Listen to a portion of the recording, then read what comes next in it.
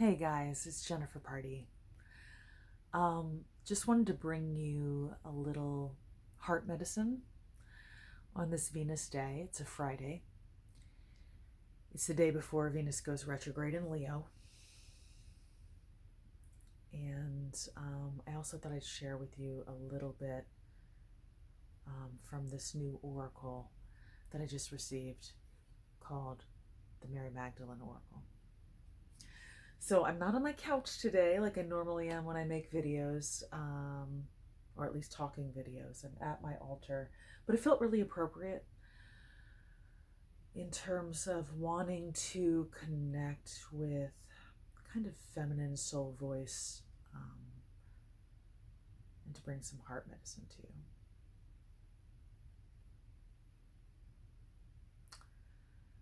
So I'm going to just tell you a little bit more about this oracle, I think, to start. So the Mary Magdalene Oracle was created by Meggan Watterson, and Meggan Watterson is a feminist theologian. So basically her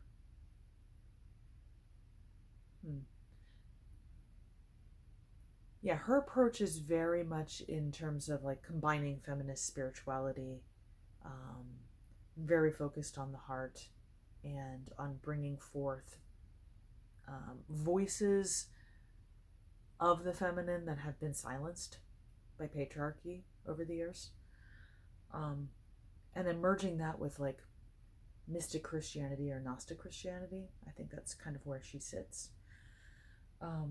She was also the creator of the Divine Feminine Oracle, which I love, and I've shared on at least one or two of my videos before. And she wrote this book, Mary Magdalene Revealed. So yeah, the oracle just came out a couple days ago, in time for Mary Magdalene Feast Day, which is tomorrow. And interestingly, Mary Magdalene Feast Day also intersects with Venus going retrograde in the sign of Leo. So that's why it seemed especially poignant to me on this Venus day to share a little bit of heart medicine and to maybe just show you a little bit of the oracle. So the oracle is centered around the Gospel of Mary. So for those of you who aren't familiar, the Gospel of Mary is a Gnostic Christian gospel that was written, we don't know exactly when, but in the first couple of centuries after Christ. So maybe like around the 2nd century. It was pretty early, I believe. And it's not one of the Gnostic Gospels that has like an elaborate layer of many different, it's not a hierarchical kind of Gnostic Gospel, basically, where you have all these different aeons or archons, or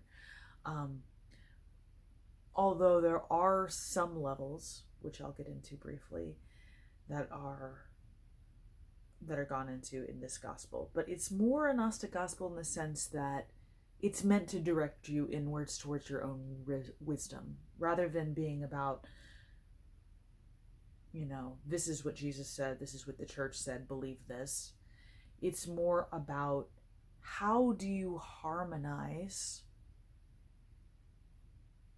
your own soul? How do you harmonize? How do you harmonize with that which is above, with that which is around you? How do you find peace and contentment in the midst of difficulty? I feel like there's a lot of heart medicine in the Gospel of Mary. So in terms of, if you're interested in getting deeper into the Gospel of Mary, in addition to Meggan Watterson's book, these are two other great books. Cynthia Bourgeau's book about Mary Magdalene is fabulous. And this is one of several translations of the Gospel of Mary that is available. Also really beautiful if you have any interest in Gnostic Christianity.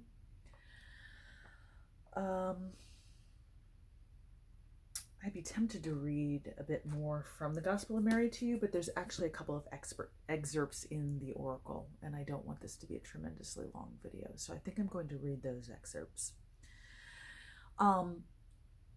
In terms of the kinds of, so I said it's not a Gnostic gospel in the sense of there being a huge spiritual cosmology or hierarchy that's presented, in terms, like some of the Gnostic gospels really get into that kind of almost like Neoplatonic sort of layers of many different spiritual beings. This gospel does not do that, but what it does get into, which I find absolutely fascinating and which I think is at the heart of Meggan's work, is it gets into the 7 powers, the 7 powers of the ego. So the 7 powers are essentially, the way that Meggan talks about it, they're essentially an ingredients list for what it means to be human. The 7 powers are the things that we struggle with, the things that can bind us, that can take our energy and constrict us or make us forget who we are. And so the 7 powers are actually illustrated in the deck.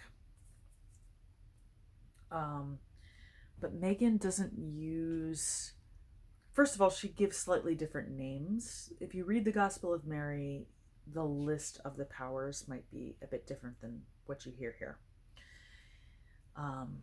But she does list the powers in this guidebook that comes with the Oracle. So the first power that binds us, is the power of darkness. And darkness is believing that we are alone, that we've been abandoned, that we don't have the support that we need from the people that we love or from the universe. And I've actually, I just got this oracle a few days ago, but I've actually drawn this card several times for myself personally. So what Meggan wrote for the power of darkness is, darkness makes vision possible. So this oracle is meant as a tool to help to kind of spiritually recenter you, I believe. It could also be like a daily contemplation sort of deck, or you could use it kind of like an affirmation deck. Yeah, so that's the affirmation, or what you would use to recenter you with this first power of darkness. Darkness makes vision possible. So in the midst of the darkness, how do I reconnect with my light within? The second power is the power of clinging. So this is the part of us, I think that is afraid to be without what is known or comfortable. And Meggan talks about that again. There's about 2 pages on each of these powers in here, and I think on each of the cards in general, there's about 2 pages.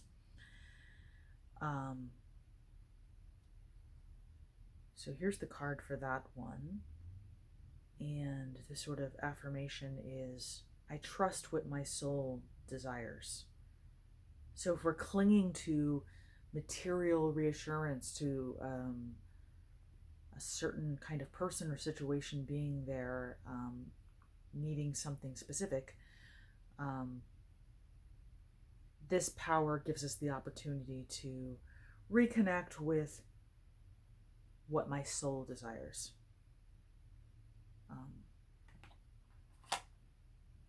The third power is ignorance. And the way Meggan talks about this one is, I'll show you the card. Ignorance is essentially when you don't see the divinity in other people and you are not acting from a spiritually centered place, I believe. Meggan says here, Ignorance is our ultimate blind spot. It's the insular thought that we exist somehow as the lead role in a movie the ego is directing. So I think there's a bit of a narcissistic tendency with ignorance. So the affirmation here is, humility is my greatest strength. The fourth power, excess. I think this is the one that would be connected to gluttony. The powers, some of the powers later became associated with the 7 deadly sins, but that is not the emphasis in the Gospel of Mary or in this oracle. Again, it's just things that bind us, things that we struggle with on an ego level, and how do we come in alignment with the soul, essentially. So in excess, we're throwing ourselves into something, and there is a need to find moderation and centering and to take care of ourselves. So the affirmation is, I am beloved.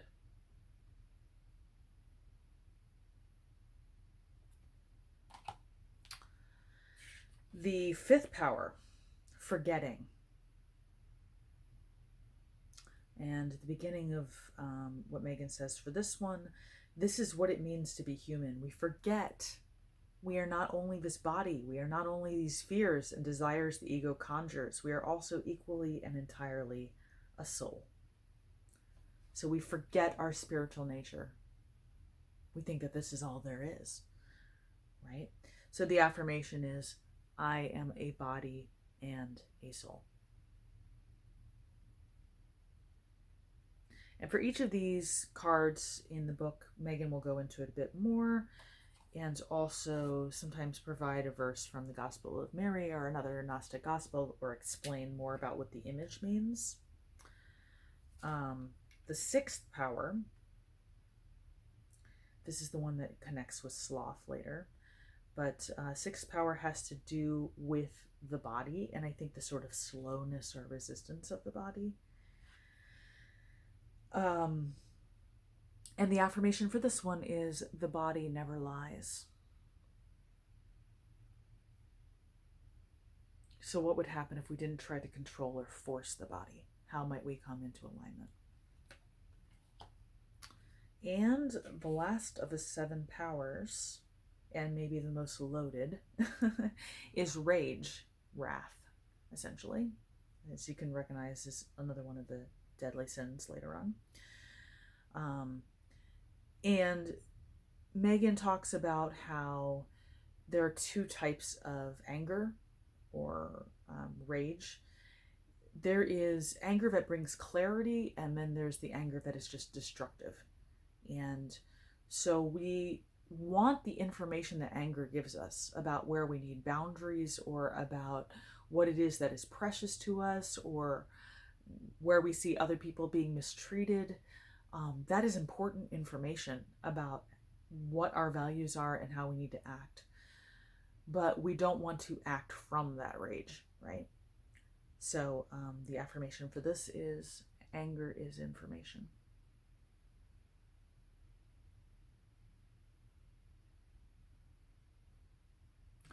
I'm going to show you guys just a couple more of the cards from this deck, and then I will share with you, I'm not going to show you the whole deck just for the sake of time, and I believe there'll probably be other flip throughs available if you want to see more of this deck. But oh, this is one that I drew for myself, which I think is absolutely beautiful. The Cave of Eggs. We exist in and with each other. So that emphasis on unity or harmony, because we are not separate.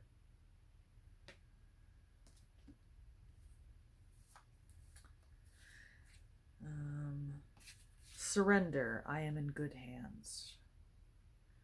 So again, the focus in this deck, I think, is kind of more of a spiritual centering or sort of affirmation deck. You're not going to find a lot of yes, no, or ugliness in here. If you need a deck that feels kind of more balanced in terms of different types of energies, this might not be what you go for. But I do think it is absolutely beautiful in terms of just bringing you back to the heart and spiritual truth. Just so you know the flavor of this deck. The rose. I trust divine timing. And let's do one more, and then I'll show you the two that I drew for us today. Okay, beloved, love never ends. So again, you see kind of more positive, affirmative, kind of recentering statements on most of these cards.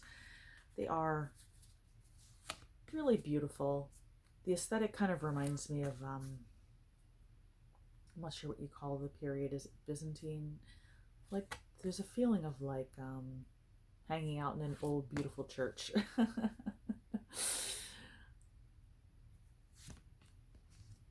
So this is some of the style that you can expect. Okay, so last but not least, two cards I drew,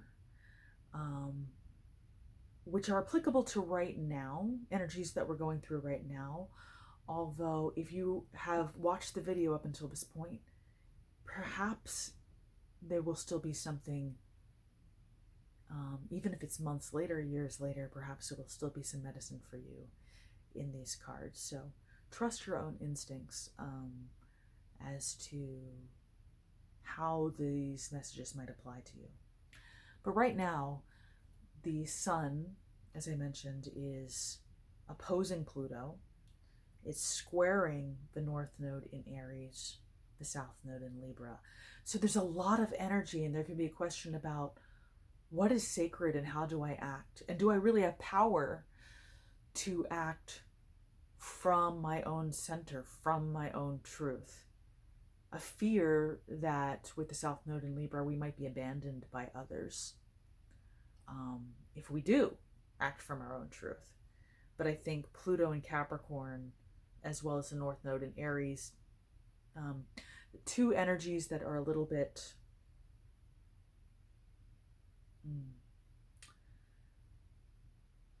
that demands that we take back our own power, essentially, and understand where control might be happening from the outside.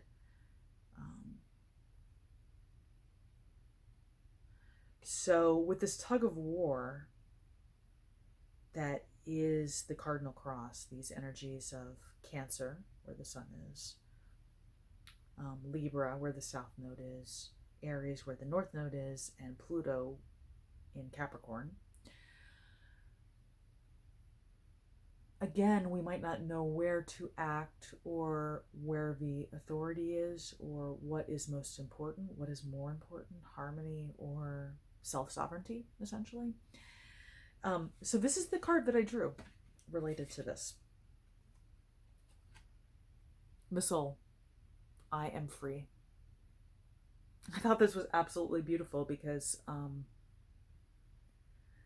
again, a cardinal cross, like having those energies tugging at us, we might feel bound up and unable to move, like not sure which way to move. But this is telling us we're free. And really interestingly, with this card, what Meggan says in the book, she actually quotes a specific scripture that I copied down in my notes just yesterday. I was contemplating it. So it says, the soul says about the 7 egoic powers, so the powers I was just talking about, they did not recognize me, but I have recognized that the universe is to be dissolved, both the things of earth and those of heaven. The ego can't see or recognize the soul, but the soul can see through all dualities. All of those opposites that rule the ego, like day and night, light and dark, heaven and earth, the soul embraces as a unified whole. The soul is not bound to the egoic desires of what being on earth might bring, nor is it bound to the egoic desires of what heaven might contain. The soul is content to simply be here now. The soul releases both heaven and earth to exist nowhere but in the present moment. Deep breath. Even in the midst of the worst that can unfold for us, the soul whispers, I am free. So if you find yourself caught in this tug of war between inner and outer, between harmony and self-sovereignty, I want you to remember this. I am free. There's a sacred trust that what is good medicine for our own heart, what brings us into alignment, also is medicine for the world. And it's okay if we don't harmonize with everyone, as long as we harmonize within ourselves and we come from a place of love. I am free. I drew one more card for the Venus retrograde. Venus is going retrograde in Leo, a sign that rules the heart, that is associated with the sun. And for this, I drew the legacy. Love is always legendary. It doesn't want to focus. Love is always legendary.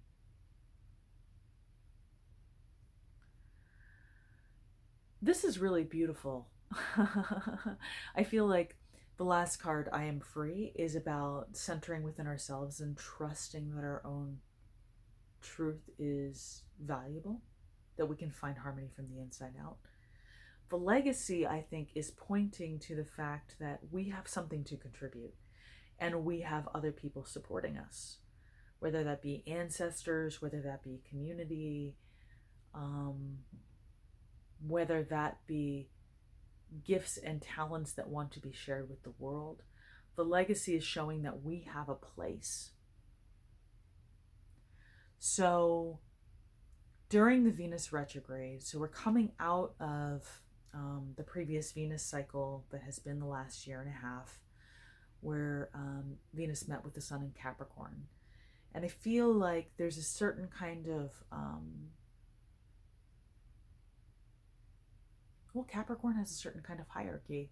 There are checks and balances and steps you need to go through, and there's certain things that you need to do in order to have authority.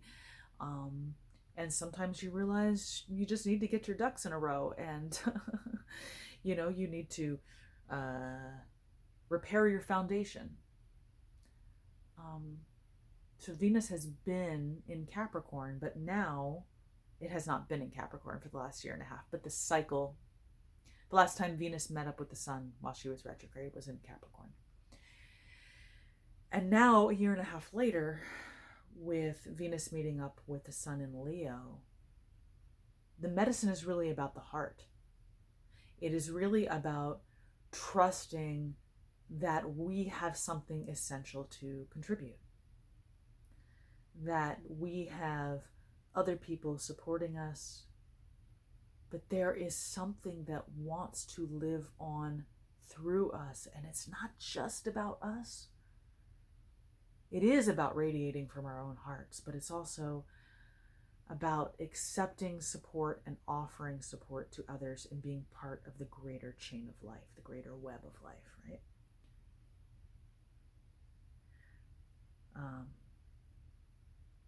So Meggan gives a beautiful story.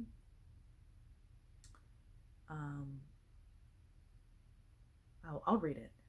I dreamt once that I was at the bottom of an ocean. I felt this impossible weight on me, as if I was holding up the entire ocean with my tiny little back. Then this unexpected ripple of light made me lift my head. I glanced up to see a huge mirror right in front of me. At first, all I could see was the suffering on my face from the weight, but then I saw my grandfather standing beside me, and he had that glowing look of love that he often used when he was alive. I noticed that he was just the first in an endless line of ancestors, all looking at me with that same love gaze, and they were all there, holding up the weight of the ocean with me. Whenever I have this sense of having to do something on my own, or of being alone with my sadness, or with the choice of my life that is creating stress, I remember that I am part of a great unending chain of a love that has come before me. I am just one tiny link. And that's about half of what she wrote, but I thought that was really beautiful.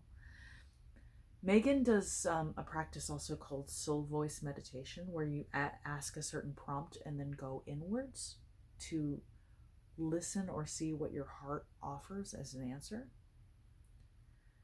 And the soul voice meditation that goes with this card is, whose love lives on through me? Whose love lives on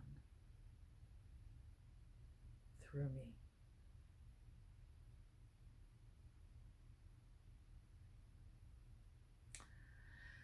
So, I hope this is helpful to you guys, helpful medicine for right now or whenever you watch this. And I hope you enjoyed this little taste of the new Mary Magdalene Oracle and just talking a bit about the 7 powers and the Gospel of Mary. And, let me know if you want to see more decks that are like this, or hear more advice or go deeper during the Venus retrograde. I love working with Venus cycles personally. They're at the heart of my own spiritual and astrological practice. So anyway, I just wanted to wish you guys, again, a beautiful Venus day or beautiful Venus medicine whenever you watch this. And may you connect with the love and the legacy that is shown through the Magdalene. May you connect to the light within your own heart and shine forth boldly. Love you all.